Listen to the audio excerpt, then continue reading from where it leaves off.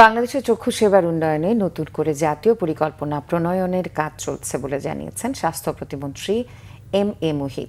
সচিবালয়ে প্রধানমন্ত্রী তারেক রহমানের সঙ্গে international agency for prevention of blindness IAPB এর প্রধান নির্বাহী কর্মকর্তা পিটার হল্যান্ডের সৌজন্য সাক্ষাৎ শেষে তিনি এ তথ্য জানান।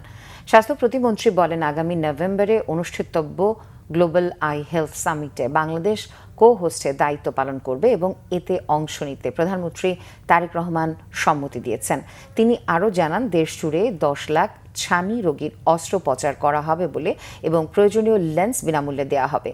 বিশেষ করে গ্রামীণ এলাকার স্কুল শিক্ষার্থীদের চোখের সমস্যা শনাক্ত ও চিকিৎসা নিশ্চিত করতে IABPর সহযোগিতা চেয়েছে সরকার।